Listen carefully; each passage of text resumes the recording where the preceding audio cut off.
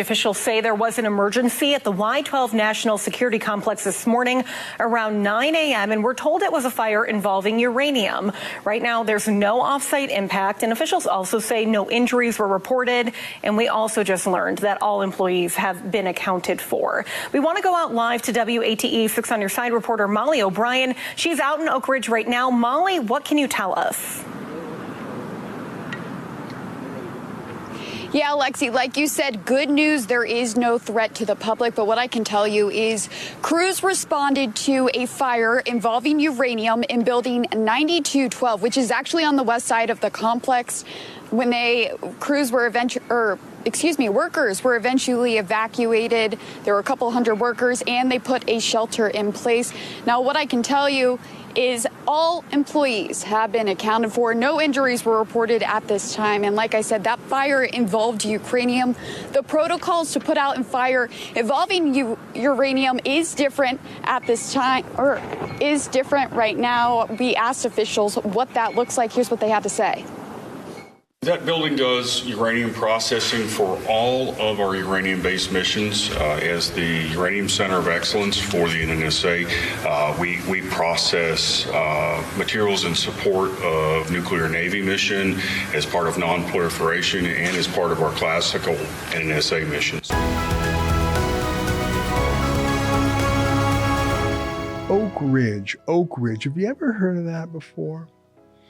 You know, it's a fairly new city. It was created by the U.S. military. Oak Ridge is the home of the Manhattan Project. You know what that is, right? That was the crash course to build a nuclear bomb to win the Second World War. It was an artificial town built by the military. Here's a picture of it. In 1943, they were building a reactor. You know, Oak Ridge and the Oak Ridge National Laboratory, you know, when you think nuclear weapons, you might think California, you might think Los Alamos, you might think Lawrence Livermore, but Tennessee was where it actually happened. So much so that, did you know that there's only 2 U.S. states that are memorialized by having an element on the periodic table named after them? You know, there's americium, there's europium, there's francium, polonium, germanium, but there's only 2 U.S. states, Californium and Tennessee, element number 117, named in large part because of the Oak Ridge National Laboratory. Whatever you think of the nuclear bomb, and I put it to you, it ended the war against Japan early and ended up saving probably 1 million lives. Tennessee is a very important place in the world of nuclear research. And you saw that story on ABC. There is an industrial fire at the successor to the Manhattan Project. Did you hear about that on the CBC yet? I think that's news. You know, when we sent our team down to Ohio, I said to them, look, just follow the facts wherever they lead. But just realize there are so many trains across the United States, and there's so much freight and so much heavy equipment and industrial goods to travel by train, which we would prefer. We don't want that stuff going on our roads through our cities. There are 4 derailments a day in the United States. So this could just be some random accident that happened to be, you know, in a spectacular setting near a town, as opposed to in the middle of nowhere. So I said to our team, follow the facts wherever they lead, but don't jump to conclusions. This could just be a random derailment. It's a little bit harder to say that when the fire is at the Manhattan Project. And I have one question for you. And it is pure speculation. It's not disinformation, because I think you're still allowed to ask questions. You know, I look at the war in Ukraine, and I look at how the United States and the United Kingdom and other countries, including Canada, are getting involved in that war with Ukraine as the proxy. Ukraine is the battleground, but it's really Russia on one side, with China now its ally, versus Ukraine, which is massively funded by the United States, the UK, and even Canada, and weaponry from the West. It is a battleground between both sides. But the theater of war is in Ukraine, and I pity the people of Ukraine who are paying the price for that with blood and their destroyed country. And I saw some of that when I was in Davos at the Ukraine Pavilion at the World Economic Forum. And although I'm hostile to the World Economic Forum, and although I knew I was being managed and handled when I was in there, I could not help but be affected by the images of civilian casualties in Ukraine. It's very touching.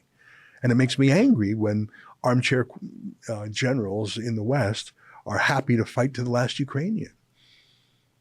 But Ukraine is the theater of war, isn't it? But it is not only the theater of war. Remember a few months ago when the mighty Nord Stream 2 natural gas pipeline between Russia and Europe was bombed underwater in a special operation? That wasn't in Ukraine. That was 1,000 kilometers away. And you remember this incredible footage of a bomb exploding right under the Kerch Bridge, which is a mighty bridge built by Vladimir Putin to cement Crimea into Russia proper when they annexed it. It's an enormously important strategic bridge, and the Nord Stream 2 is enormously important. Both of those were outside the theater of war. Both of those were clearly done by Western agents, whether it was America or Ukraine is not known. By the way, here's Joe Biden threatening to end the Nord Stream if Russia entered Ukraine. Take a look. Let me answer the first question first. If Russia invades, that means tanks or troops crossing the border of Ukraine again. Then there will be no longer a Nord Stream 2. We will bring an end to it. How will you do that exactly, since the project and control of the project is within Germany's control? We will, I promise you, we'll be able to do it.